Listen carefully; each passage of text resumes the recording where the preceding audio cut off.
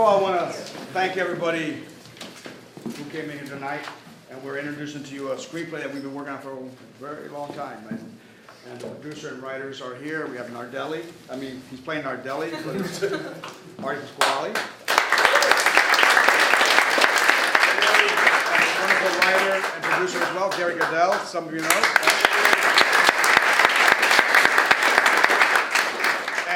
And associate producer as well is Lori. Lori. And Fred Callow, the director.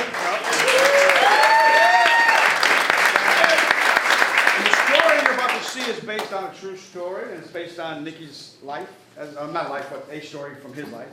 And it's a screenplay. It's been a journey. We shot a trailer of it to entice investors, and what happened, it started winning all these awards and festivals. So we started following the festival route, and people started praising it. So we finally stopped it and said, okay, let's write the screenplay. Let's finish rewriting the screenplay, because there was a lot of work that still had to be done, and we all know the process. And that's what you're hearing tonight. You're hearing that process at this point. Well, a year's work of all of our time, and everybody knows the process. So, and we have a wonderful, wonderful cast here.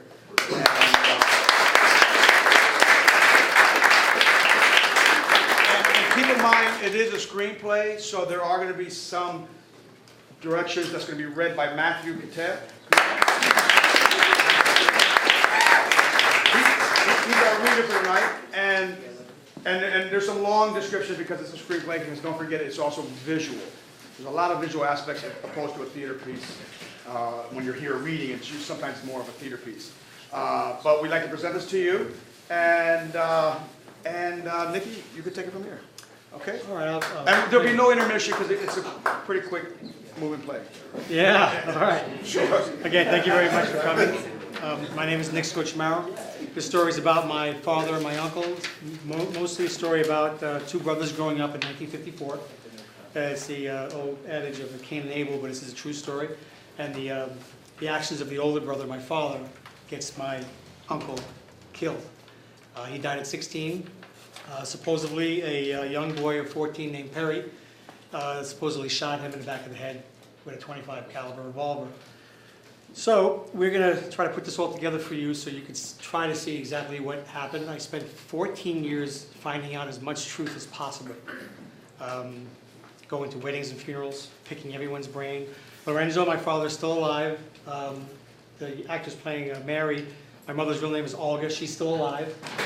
Davey is David Banks of the Belmonts, the bass singer. He's still alive. And Whitey is still alive. So I picked a lot of brains to get as truthful as the story as possible. And I really hope you enjoy it. Thank you. Two more notes, please. Your cell phone's off. Yes. And also, what you're going to see tonight is, I always found it interesting that actors are just sitting around a table or a chair reading it and stuff. But we're going to do a little, they're going to come up here and present it here to you, and those who are not in the scene are sitting down. All right, so just give them a little bit of time to get up there. Be patient with it. Matthew, you can take whenever you're ready.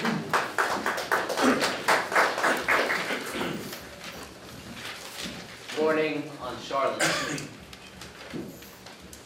Fade in. Title reads, based on a true story. 1954, the Bronx, New York. Interior superintendent's room, day. As we hear a beautiful violin piece masterfully being played. After a beat, the music stops.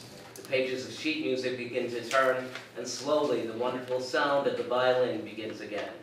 We fade into the basement of an old building in the Bronx, New York. Standing in the center of the room is Nicky Santoriello, 17 years old, bright, striking, greased black hair, wearing a black leather jacket with a gang insignia on the back. Each stroke of the bow is masterfully played, with such an ease. In the corner is Davey Banks, 17, Nicky's best friend. He's deep into a Dennis the Menace comic book. Sitting on the windowsill is Perry, 16, African-American and wearing dirty clothes. Lost in thought, his mind wanders out the window. When the music stops, Perry looks over to Nicky, who is marking the sheet music with a pencil. Nicky counts off 3 beats and starts playing again. Perry goes back to looking out the window. The music continues as we hear in the background the sounds of motorcycles.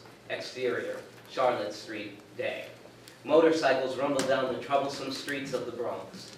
Out of the haze appears the lead rider, Lorenzo Santoriello, 18, large muscles straining a black t-shirt.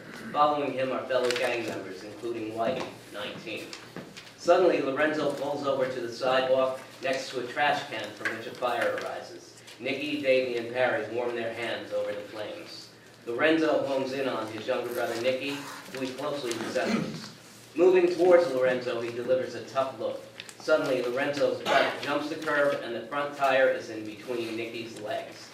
Legs spread out, Nicky has two hands on the handlebars trying to hold back the machine. Lorenzo keeps popping the clutch, pushing Nicky back a little length at a time. Whitey laughs, enjoying the show. The bike jumps forward, and Nicky loses his balance, falling down on the pavement.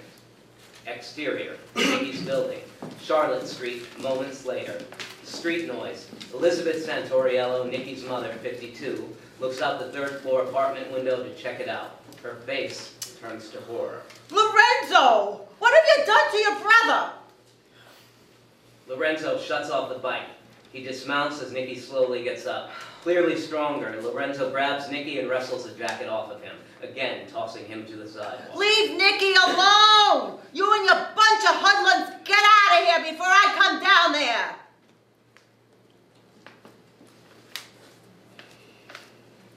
Do you want to read that? Lorenzo looks up at the window. Calm down, Ma! Pick it up. It's just a stupid jacket. Stupid to you, but not to me. You okay? What's it to you? Just asking. Well, mind your own fucking business, okay? He's my brother, and I'll talk to him when I want to. You got it? Sure. I got it. Perry, who has been living on the streets for days, stares down Lorenzo with a nasty look. What the hell are you looking at? Seething, Perry keeps his fist tight at his side. Whitey chews a toothpick and sidles up next to Lorenzo. Nicky goes to Perry. He's with me, okay? He doesn't belong in this neighborhood. I said he's with me. Where'd you find him, under a rock or something? Lorenzo's boys laugh.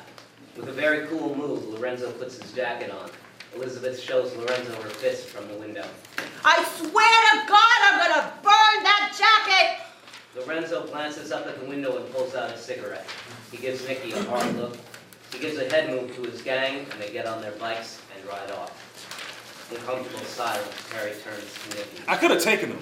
No, you couldn't have. No one messes with my brother in this neighborhood. They fear him. Yeah, but come on, I mean, really. Just drop it. Drop it. Hey, you don't know him. Now come on, I'll buy us a soda. Let's go. Three boys walk down the street. Interior, Nicky's apartment, afternoon. Apartment is filled with Nicky's family, including aunts, uncles, and cousins, all sitting around the kitchen table. Lots of chat as Nicky begins to tune up his violin. Aunt Loretta, 56, eats pasta and points to Nicky. Nicky's going to college. Elizabeth must be so proud. Well, let's not jump the gun. But we do have a couple of well-to-do schools looking at him.